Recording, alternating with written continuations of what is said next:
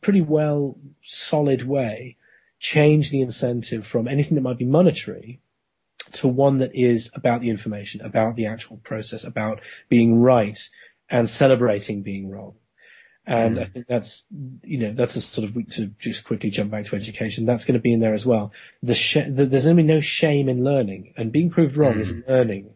So there's no shame, there's no kind of ego associations, because it's irrelevant, because you should actually be very happy that now you know more.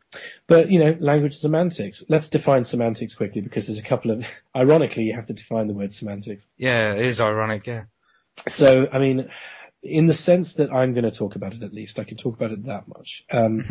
We can talk about general semantics, which is what Alfred Korzybski is famous for with Science and Sanity. And he, as far as I know, either he or some of his contemporaries or followers founded I think it was the Center or the Institute for General Semantics. Yeah.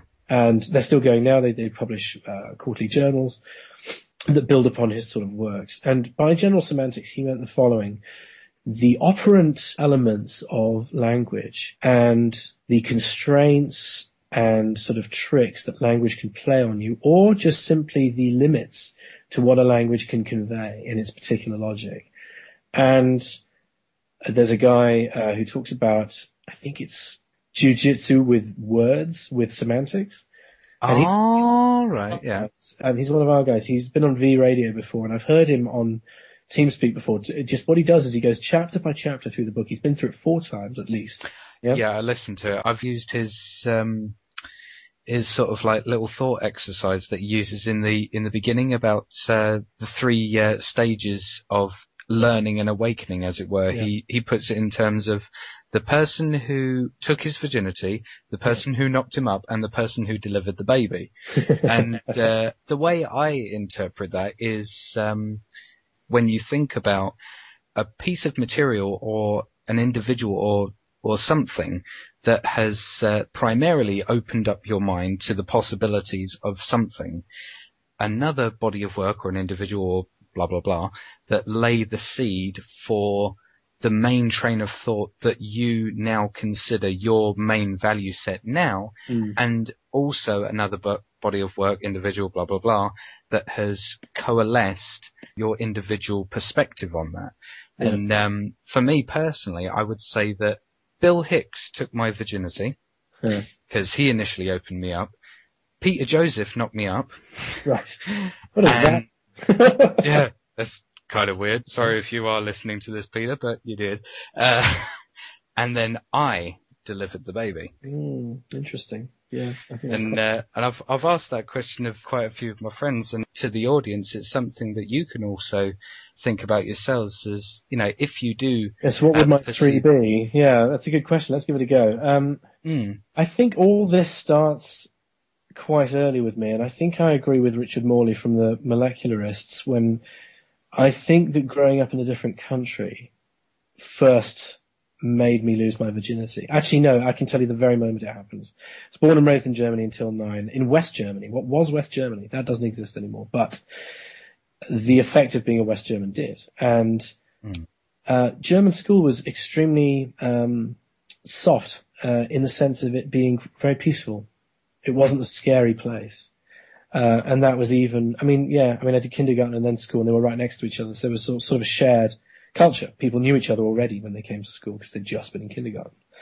And we had a pretty good integration with the Turkish immigrants who were at that time in the early 80s, mid 80s, a little bit earlier than that, actually, late 70s, had moved their families there very closely. Now, they still lived in the buildings that were set aside, like council estates that had been there already. But the integration at school was really, really good and really nice, and I can think of a single incident of violence. Maybe I'm sugarcoating it from my crazy memory, but I seem to remember us all getting on pretty well. Yeah. And then I came to England, and immediately, of course, the language changes. I also think about this. I don't know anyone in England, and I know everyone in Germany. When you move, it feels like a different life. And that's something that my mother said that I think is correct. It feels like it was another life when you were in that country. And even for her, and she left when she was, I think, about just over 30, I think. And in the playground in my English primary school, I met a boy who was extremely robust in the sense of how he spoke. He swore a lot. he was a little bit like a Cockney. He was like, "What? Yeah, it's fucking great." The Artful Dodger sort Yeah, of character. and he was 9 or 10, and it struck me immediately. Not just him, but the general vibe of the school was different. Now, it was better in some ways and worse in others, right? It's not better or worse as a thing, but it's different, right? And that was quite an interesting formative experience. I think that was the first thing, as a long way about of saying that I realized cultural influence by seeing it change quite suddenly, quite early on. So that was my virginity. Yeah. Who knocked me up? There were two people I should really thank for this, maybe three. The first one was a chap I went to university with called Jack McNamara, who's now a theatre director and a film director. And his bookshelf is phenomenal stuff, right? It's always interesting. It's always crazy. Yeah. And it's huge, right? And he said to me at university, we were both at Warwick, and he said, listen, there's this course that people keep ranting about called Literary and Cultural Theory. And it's on, second or third year of the English course. And it's not about books for a change. It's about ideas and values and all this kind of stuff. And apparently it's amazing. Apparently it's great. Everyone loves it. Everyone gets really good marks at it. And but that's because they get you to love it, and you end up doing well at it because you're doing well at it, right? They're like really good teachers. Yeah. And these guys, they still exist as well. They've written some cool stuff. One of them's called Neil Lazarus. He wrote a very good book on Orientalism, as far as I remember, and he came from South Africa, so he already dealt in like international cultures and all the rest of this, and European philosophy, all that stuff. And the other guy, who's a sort of a New York intellectual, if you like, is called Stephen Shapiro, who is a doctor, Dr. Shapiro. I think they're both doctors, all professors, and they were both very complimentary. They taught at the same time, so you had both of them in the room, and you had both of them doing the lectures as well.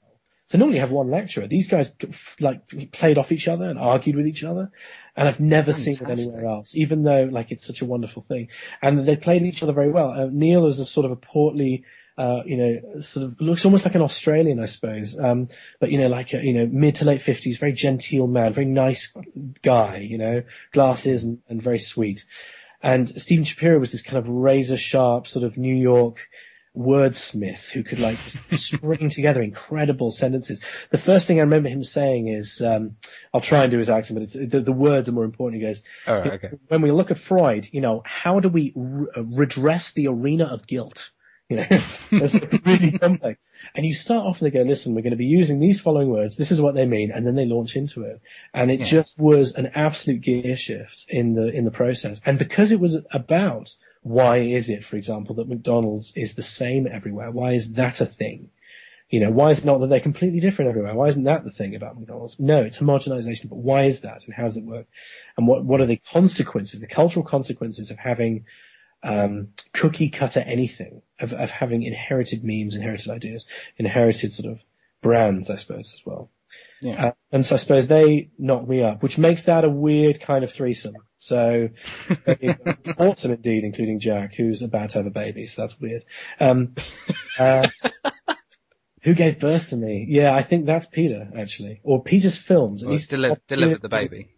Sorry, delivered the baby. That's right. I think weirdly, Peter, if you're listening, you delivered my baby. So, thanks for that. Thank you, Peter. The particular areas of interest that the films evoked, which are, of course, not Peter's stuff. They're tied together. That, like, being able to look at that stuff and actually reminding myself, well, wait a second, this is the Who Knocked Me Up as well. This is cultural theory. This is in real life versions of what I most enjoyed learning about at university. Yeah. Yeah, that's interesting. I mean, it's very insightful for me to just like gain like an insight into something that, I've thought about and say, what do you think about that sort of thing? And like go through a certain process and think how different my response is to someone else's. But, I do apologize for like, that tangent that we just went on. But yeah, you were talking about the guy who read through Korzybski's work. Korzybski, that's right. So that's right. We're on language and semantics. That's a really good one. We need to clear up the way that we talk to each other. It's extremely hard to understand one another. People get very angry, I think, because we're not communicating very well. And isn't it interesting that a failure to communicate is essentially heralded by shouting, which is the mega voluming of the only other metric that you have left.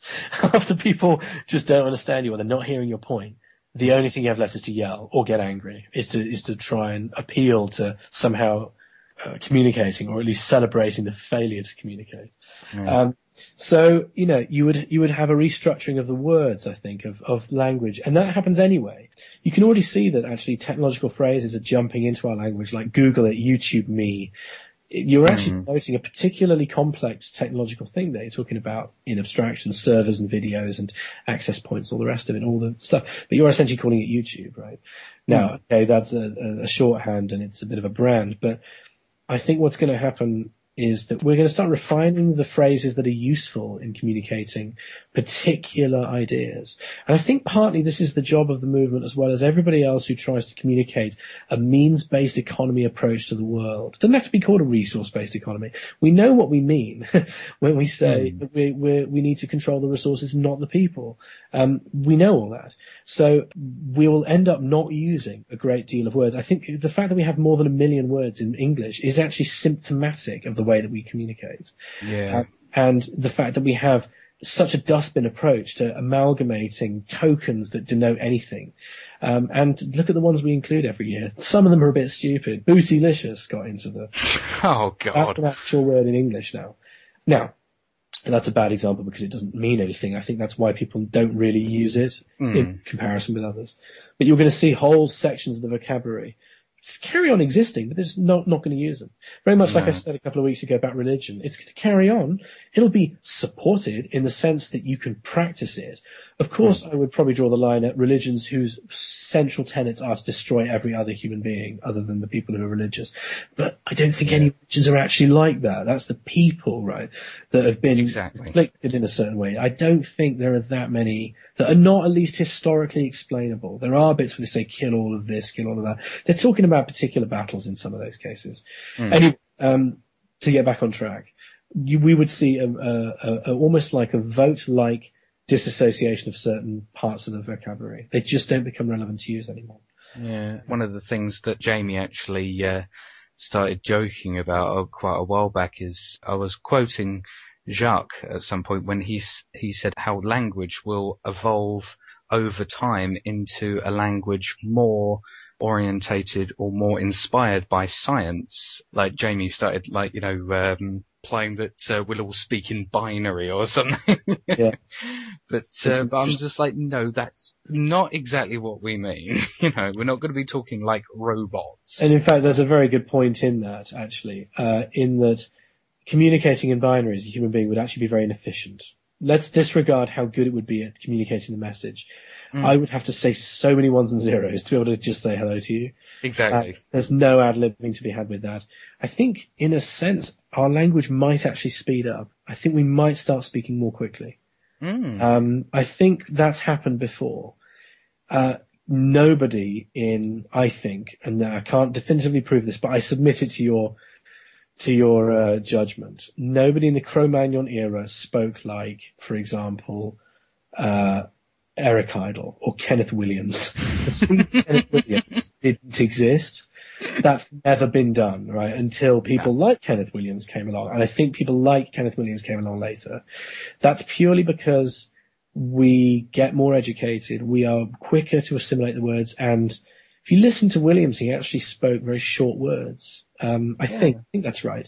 They were quite jagged and sharp. They were never like more than 3 syllables unless he was saying things like, ridiculous words that sound a bit, discombobulating, like that word. Yeah, a deliberately long word. Exactly. But I think we might end up speaking quicker. I also think that we're going to end up, and this is a little bit fanciful, but it's worth building in now that we're talking about language.